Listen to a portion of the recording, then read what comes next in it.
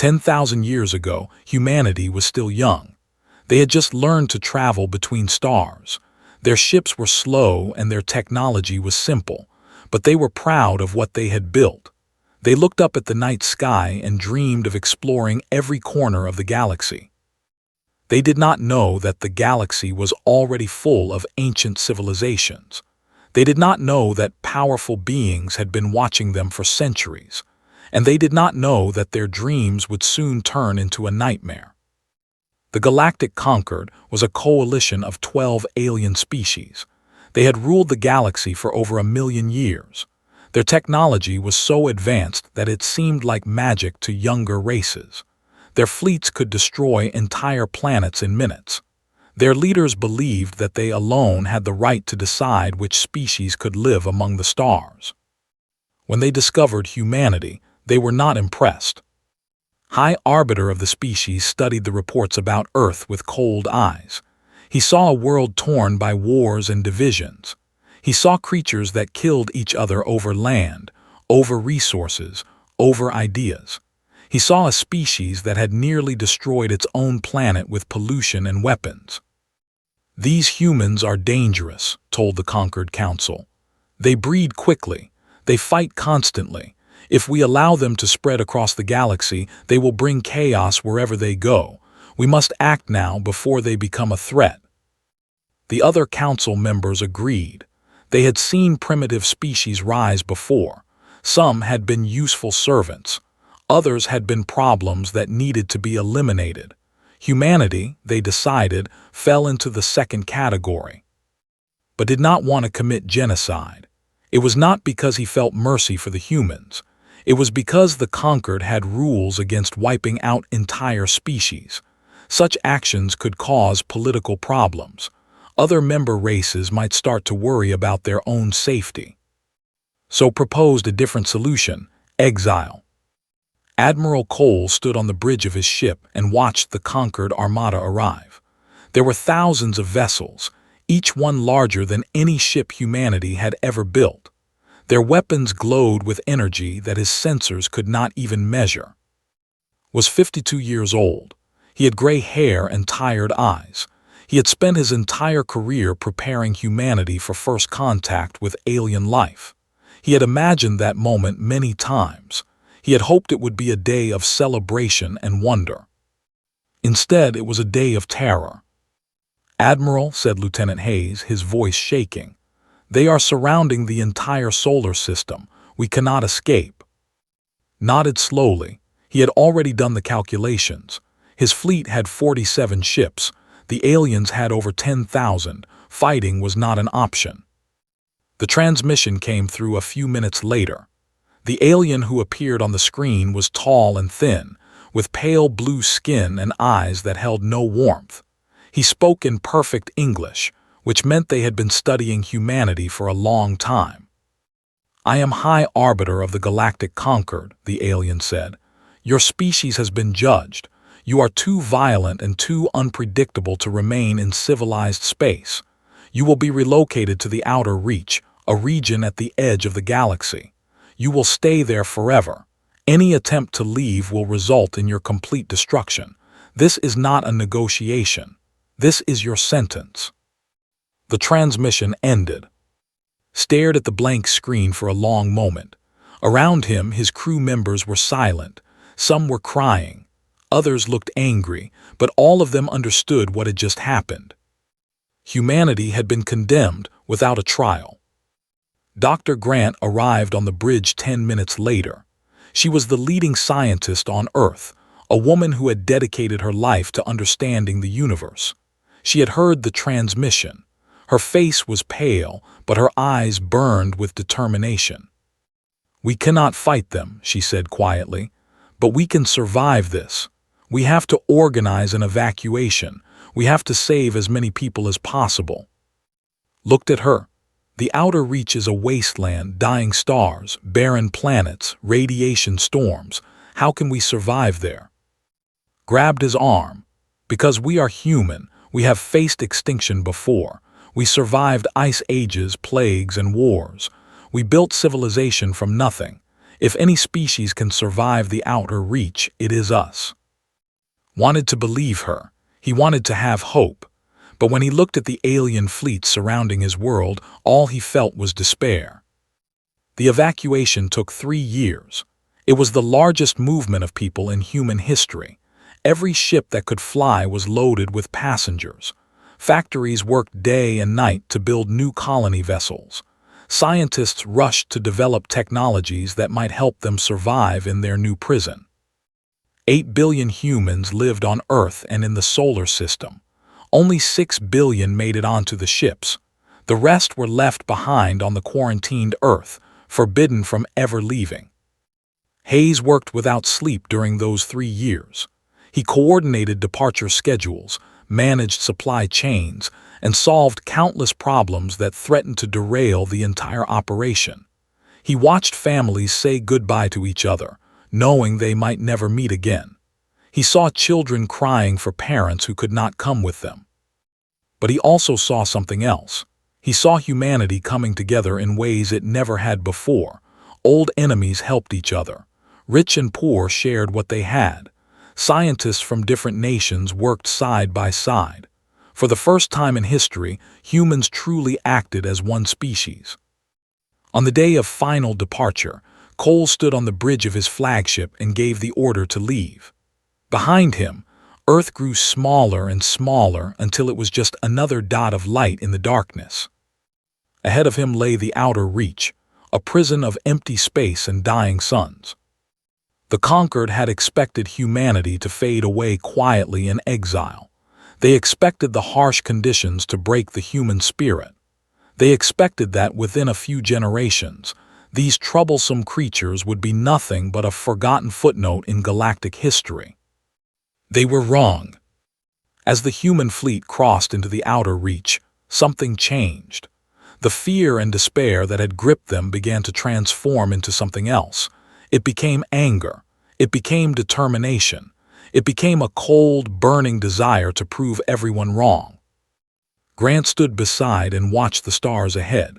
The outer reach looked dark and empty, but she saw possibilities where others saw only death. "They think they have defeated us," she said. "They think we will disappear, but we will not. We will build, we will grow, and one day we will return." Looked at her. For the first time since the conquered had arrived, he felt something like hope. "One day," he agreed. The exile had begun, but so had something else, something that would change the galaxy forever. Humanity would not forget what had been done to them. They would remember every insult, every cruelty, every moment of humiliation. They would pass this memory down through generations like a sacred flame. And when the time came, they would make the galaxy remember them. The first century in the outer reach was a time of death. Humans called it the Long Dark, and the name was earned in blood and tears. The outer reach was worse than anyone had imagined. The stars here were old and dying. They gave off strange radiation that damaged equipment and caused sickness. The planets were either frozen rocks or burning wastelands. There was no life, no resources, no hope. Colony ships broke down. Life support systems failed. Food supplies ran out. Diseases spread through the cramped vessels like fire. In the first 10 years alone, over 1 billion people died. Commander Shaw watched his people suffer and felt helpless. He was a military man trained to fight enemies he could see. But how could he fight starvation? How could he fight radiation? How could he fight the endless cold of space? His wife, Captain Shaw, worked in the agricultural division. She tried to grow food in artificial environments, but the crops kept dying. The radiation damaged the plants. The equipment broke down faster than it could be repaired. Every day brought new problems and fewer solutions. "We cannot keep going like this," told her husband one night. They were in their small quarters on the colony ship Hope's Light. Their 2 children slept in the next room, thin and pale from poor nutrition. "The people are losing faith. They are starting to give up." Held her hand. He had no words of comfort. He had no answers. All he had was the same stubborn refusal to die that every human carried in their blood. "Then we will find a way," he said. "We always do." The breakthrough came 50 years later, long after and had grown old and passed away. There were adults now, born in space, never knowing the warmth of a real sun or the feel of natural wind. Dr. Samuel Price was a young physicist working on one of the research stations orbiting a dying red star. He was studying the strange radiation patterns in the outer reach, trying to understand why they were so different from anything recorded in Earth's old databases. One night, while running calculations that had been done 1,000 times before, he noticed something. The radiation was not random. It followed patterns, and those patterns could be harnessed. Samuel worked for 3 years without rest. He built prototype devices. Most of them exploded. Some of them killed his assistants, but he kept going, driven by a vision that refused to let him quit. When he finally succeeded, he stood in his laboratory and cried. He had invented cascade technology.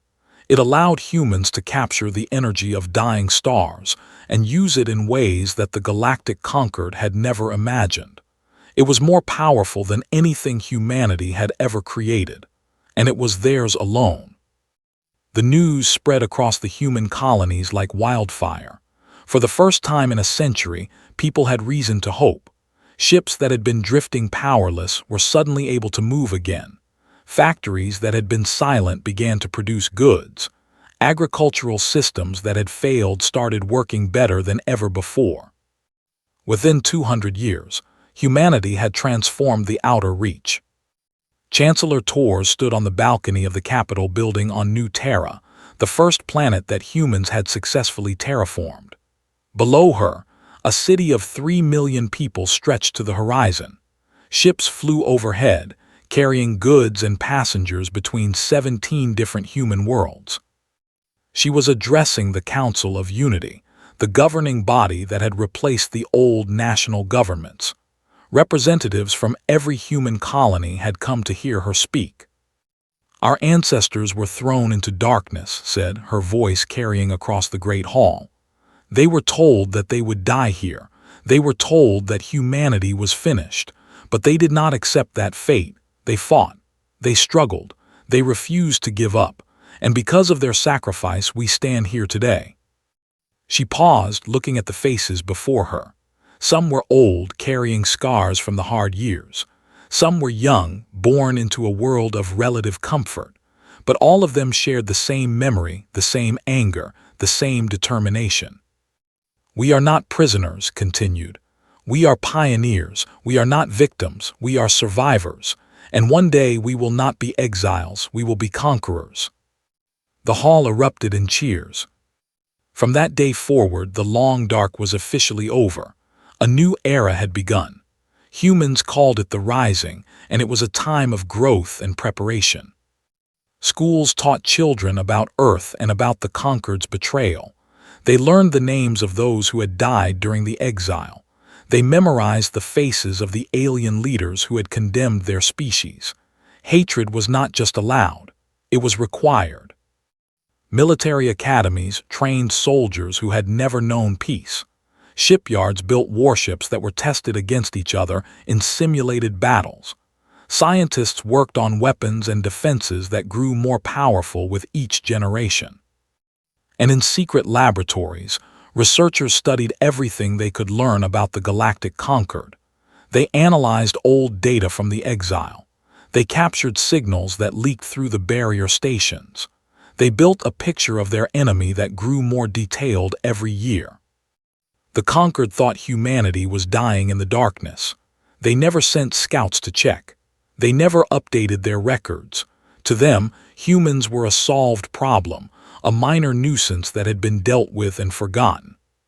This was their greatest mistake. By the end of the Rising, humanity controlled over 50 star systems. Their population had grown to 10 billion. Their technology, born from desperation and refined through centuries of innovation, had surpassed anything the Concord possessed. And still they waited. Strategic Commander Victor Hayes, a descendant of the Hayes who had coordinated the original evacuation, understood that patience was humanity's greatest weapon. They could have tried to break out of the Outer Reach centuries ago. They could have launched a desperate attack against the Conquered's barrier stations. But that would have been foolish. The Conquered was still powerful.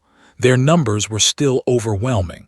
A premature attack would have resulted in the extinction that the aliens had wanted all along. "We will not repeat the mistakes of our ancestors," Victor told his officers. "We will not let emotion drive our decisions. We will wait until we are ready. We will wait until victory is certain. And then we will show the galaxy what humanity has become." His officers nodded in agreement. They had all been raised on stories of patience and revenge.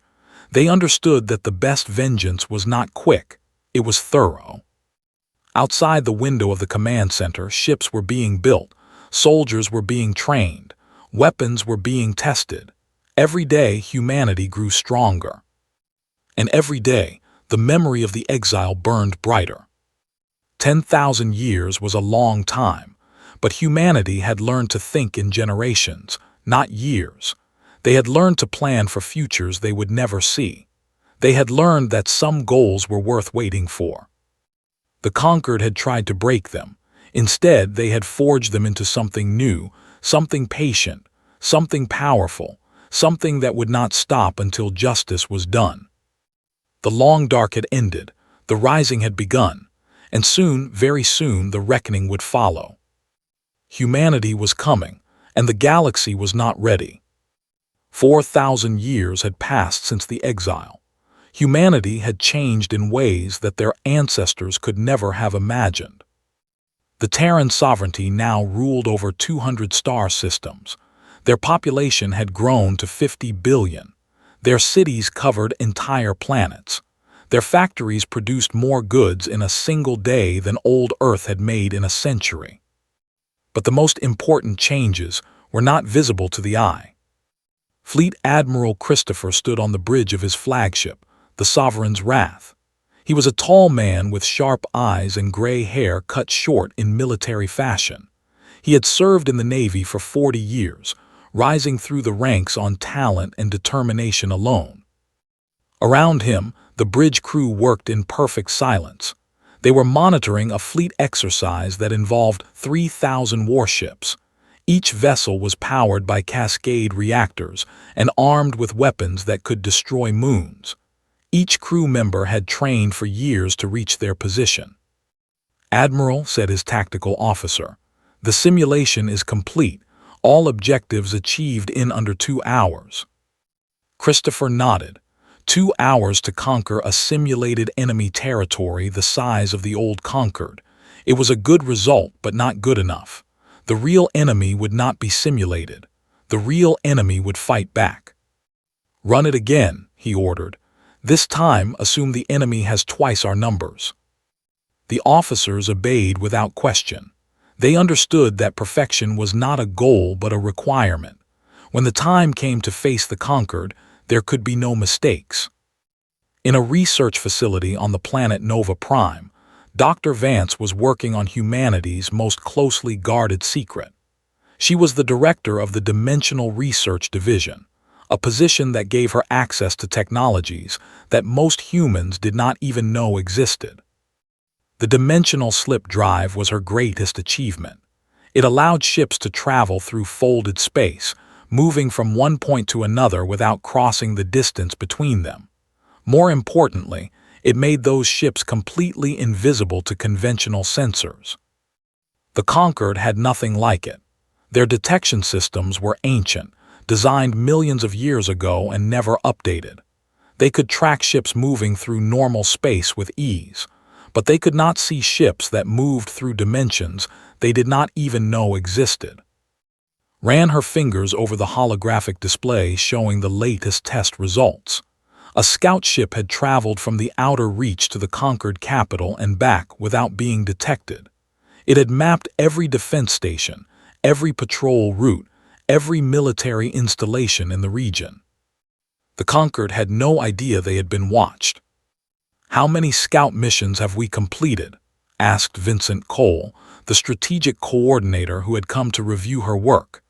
He was a descendant of the original Cole, and he carried his ancestors' name with pride. "Over 10,000 in the past century," replied. "We have mapped 90% of conquered space. We know the location of every major fleet. We know the patrol schedules of every sector. We know more about their territory than they do." Vincent smiled. It was not a warm smile. It was the smile of a predator who knew that his prey was already caught. "Good," he said. "Continue the operations. I want 100% coverage before we move." The intelligence network was even more impressive than the military. Director had spent 30 years building a web of observation posts throughout conquered space. Her agents were everywhere, watching everything, recording every conversation that might be useful. She knew that the conquered had grown weak. The 12 founding species had been reduced to 9. 3 had gone extinct destroyed by wars or natural disasters. The remaining species fought among themselves constantly, competing for power and resources. The still held the position of High Arbiter, but their authority was fading. Other species openly challenged their decisions. Minor races that had been conquered long ago were beginning to rebel. The great coalition that had once ruled the galaxy was crumbling from within. Compiled reports that detailed every weakness, every conflict, every opportunity. She identified leaders who could be bribed and leaders who could be manipulated. She found species that hated them more than they feared them. When the time came, humanity would not face a united enemy. They would face a collection of rivals who barely trusted each other. It was almost too easy.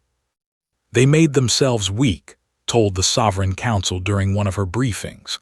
"They stopped innovating because they thought they had reached perfection. They stopped watching their borders because they thought no one could threaten them. They stopped preparing for war because they thought war was impossible." She paused, letting her words sink in. "They forgot about us. They assumed we were dead or dying. They never imagined that we were growing stronger while they grew weaker. Their arrogance will be their destruction." The council members listened in silence. They were the leaders of humanity, chosen for their wisdom and their dedication to the cause. Every one of them had grown up hearing stories of the exile. Every one of them carried the same burning desire for revenge. Supreme Commander Cross was the youngest member of the council. At 45, she had already proven herself in a dozen military campaigns against pirates and raiders in the Outer Reach. She was brilliant, ruthless, and absolutely dedicated to one goal: the complete defeat of the Galactic Conquered. "How much longer do we need to wait?" she asked. Vincent Cole answered. "Our projections show that we will reach optimal readiness in approximately 200 years. At that point, our military strength will exceed the combined forces of all conquered species by a factor of 3. 200 years, repeated. She looked around the table at her fellow council members. "Our ancestors waited for 4,000 years. We can wait a little longer." The others nodded in agreement. Patience had brought them this far. Patience would see them through. But even as they planned and prepared, the clock was ticking. Somewhere in conquered space, someone would eventually notice that something was wrong. A patrol would detect something it should not. A spy would report something unusual. The secret could not be kept forever. Humanity knew this. They had prepared for it. When the moment of discovery came, they would be ready to act. The silent expansion continued.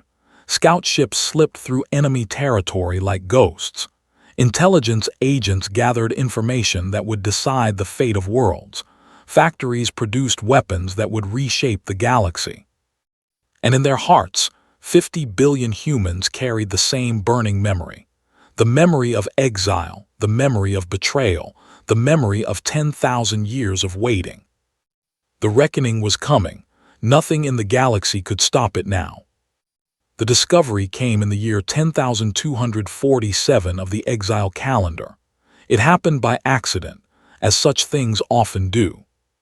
A conquered patrol fleet was investigating reports of unusual energy readings near the border of the Outer Reach. The fleet commander was a young officer named. He was ambitious and eager to prove himself. He hoped to find evidence of some natural phenomenon that would bring him recognition from his superiors. Instead, he found something that made his blood run cold. The human mining operation was small, just a few vessels extracting minerals from an asteroid field. The workers never expected to be discovered. Their equipment was supposed to be invisible to conquered sensors, but had brought a new type of scanner, an experimental device that his scientists had just developed. For a moment stared at his screen in disbelief. The creatures on those ships were clearly human, but that was impossible. Humans were extinct or as good as extinct. Everyone knew that. "Record everything," he ordered his crew. "I must send this to the capital immediately." Captain Mitchell of the TSS Vengeance was monitoring conquered communications when the transmission began. He was a veteran officer with 20 years of experience hunting pirates in the Outer Reach. His ship was small but deadly, designed for exactly this kind of situation. He did not hesitate. "Weapons ready," he said calmly. "Target all enemy vessels. Fire on my command." The battle lasted 47 seconds. Never even had time to raise his shields. His fleet of 8 patrol ships was reduced to expanding clouds of debris before anyone on board could understand what was happening. Watch the destruction with cold satisfaction. No escape pods, no distress signals, no survivors. "Confirm all targets destroyed," he said. "Confirmed, Captain. No signals escaped the combat zone." Nodded. He had done his duty, but he knew that this moment changed everything. The conquered would eventually notice that a patrol fleet had disappeared. They would investigate. They would find evidence. The secret that humanity had kept for thousands of years was about to be exposed. He opened a channel to Sovereign Command. "This is Captain Mitchell of the TSS Vengeance. We have engaged and destroyed a conquered patrol fleet. They detected our mining operation before we could neutralize them. I do not believe any transmissions escaped, but we cannot be certain. Recommend immediate escalation to Code Omega." The response came within minutes. Code Omega was confirmed. After 10,000 years, the war had begun. Supreme Commander Cross received the news in her headquarters on New Terra. She was 63 years old now, her hair gray and her face lined with age. But her eyes still burned with the same fire that had driven her entire life. She had trained for this moment since childhood. She had studied every battle, every war, every conflict in human history. She had run simulations thousands of times. She knew exactly what needed to be done. "Assemble the council," she ordered. "Activate all fleets. Begin Operation Homecoming." Within hours, the largest military force in galactic history began to move. 20,000 warships emerged from hidden bases throughout the Outer Reach. Each vessel carried weapons that could devastate worlds. Each crew had trained their entire lives for this day. The plan was simple in concept but massive in scale. Human fleets would attack simultaneously across 4,000 star systems. They would strike the conquered's key military installations, communication hubs, and political centers. The goal was not just victory, it was complete domination. Admiral Cross, daughter of, commanded the primary assault force. She was 35 years old, brilliant and ruthless like her mother. Her fleet alone contained 3,000 vessels, each one more powerful than anything the conquered could field. "Remember what they did to us," she told her officers before the attack. "Remember the exile. Remember the long dark. Remember every ancestor who suffered and died because of their arrogance. Today, we take back what was stolen. Today, we show the galaxy what happens when you try to destroy humanity." The first wave struck without warning. Human ships emerged from dimensional in the heart of conquered territory. They appeared in orbit around capital worlds, beside military stations, next to fleet bases. One moment the space was empty. The next moment it was filled with warships. The conquered defenders had no time to react. Their ancient sensors could not detect dimensional travel. Their old weapons could not penetrate human shields. Their proud warriors could not match human training and determination. On the planet, the capital of the conquered, High Arbiter the Seventh watched his world burn.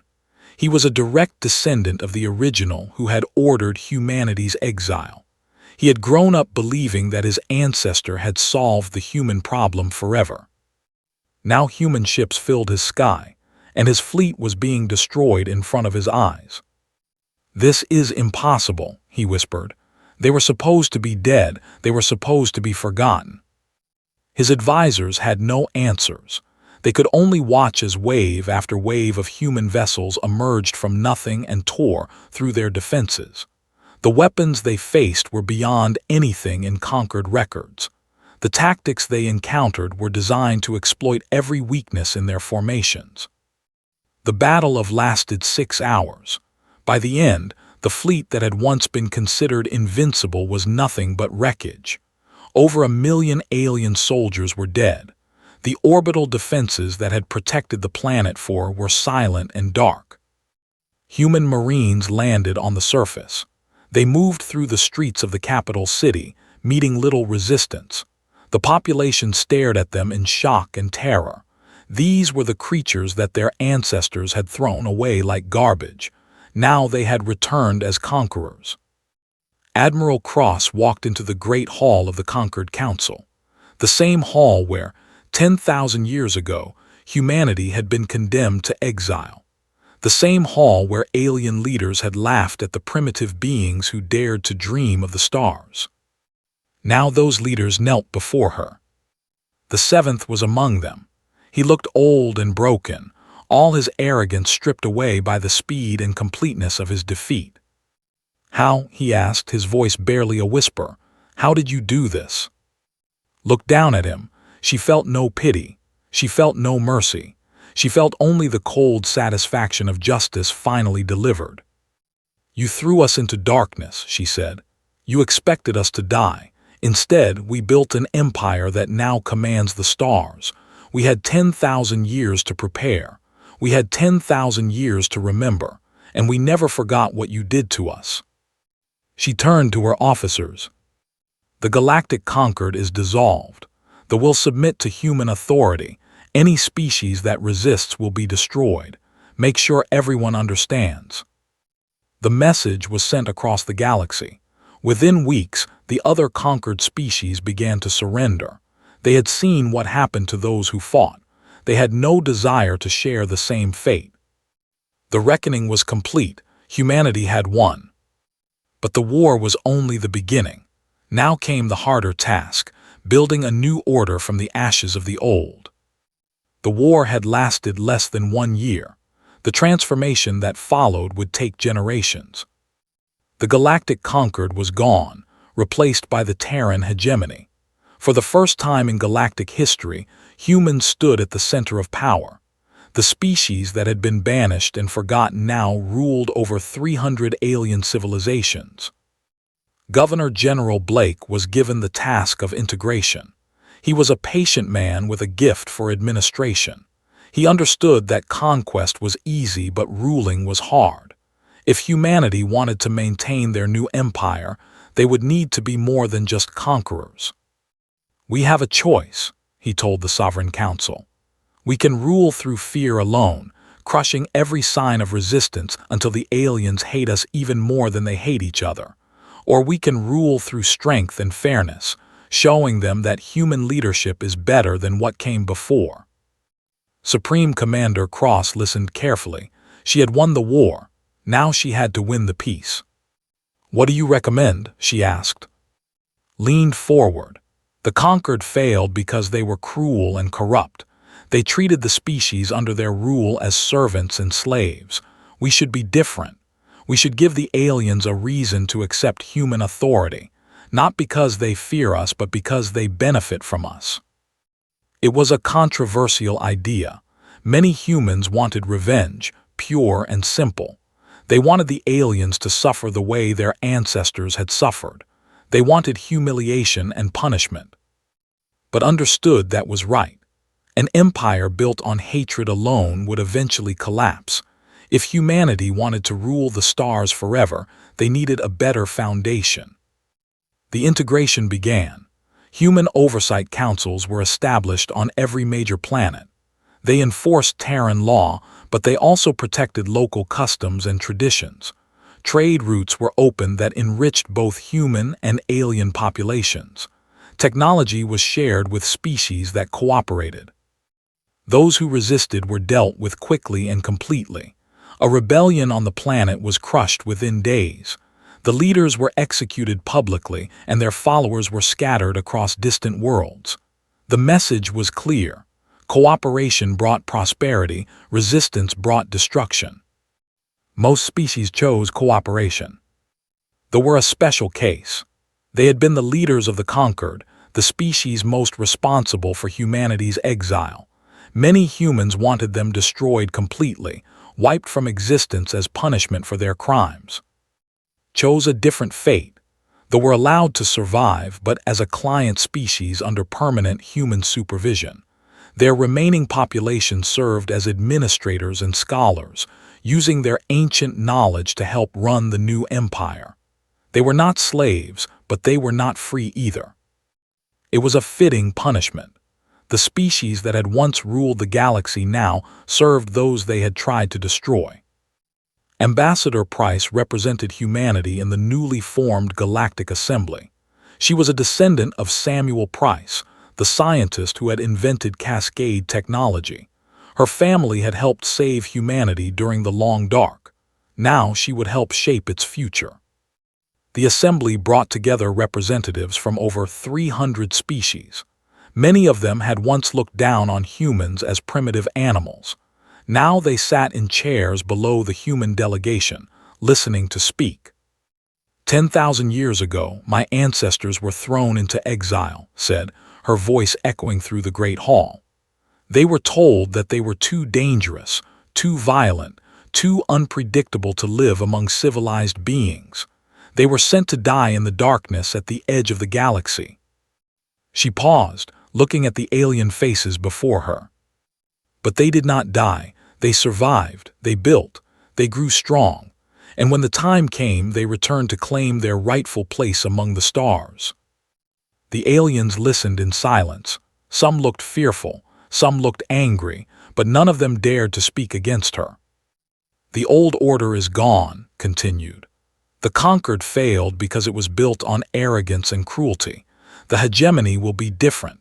Under human leadership, every species will have the opportunity to prosper.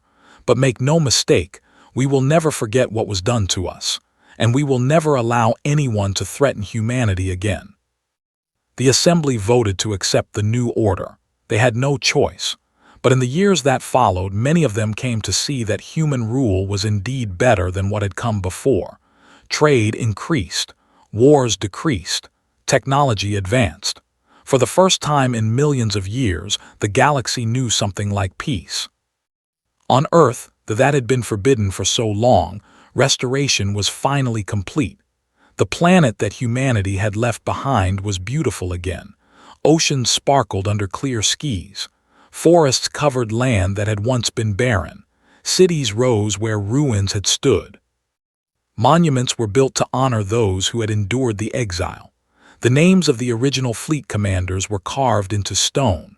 Statues of scientists, soldiers, and ordinary people who had kept humanity alive during the Long Dark stood in parks and public squares. Eternal flames burned in memory of the billions who had perished. Cross retired after the integration was complete. She was 75 years old, tired in body but satisfied in spirit. She had dedicated her entire life to one purpose, and she had achieved it. She returned to Earth and built a small house overlooking the Pacific Ocean. Every evening, she sat on her porch and watched the sunset. The light painted the water in shades of gold and red, and she thought about all the people who had never lived to see this moment. Her daughter visited often, bringing reports from across the hegemony. The empire was stable. The aliens were adapting. Humanity was thriving. "You did it, Mother," said one evening. "Everything our ancestors dreamed of, you made it real." Smiled softly. "I was just one person in a long chain. This victory belongs to everyone who came before us, every scientist who worked through the long dark, every soldier who trained without knowing if they would ever see battle, every parent who raised children with hope instead of despair." She looked out at the ocean, at the world that had once been stolen from her species. "We were banished and forgotten. They expected us to disappear. Instead, we built an empire that commands the stars. That is not my victory. That is humanity's victory." Her played in the garden, chasing each other and laughing. They knew nothing of the long dark. They had never felt the fear of extinction. They had only known a universe where humans were strong and safe and free. That was the true measure of victory, thought. Not the battles won or the enemies defeated. The true victory was giving future generations a life without fear. The sun sank below the horizon, and the first stars appeared in the darkening sky. Each point of light was a sun, and around many of those suns orbited worlds that now belonged to humanity. The galaxy had tried to destroy them. It had failed. Humanity had been banished and forgotten. They had returned as masters of the stars, and they would never be forgotten again. This was their story. This was their legacy. This was the empire they had built from nothing but determination and hope. And it would last forever.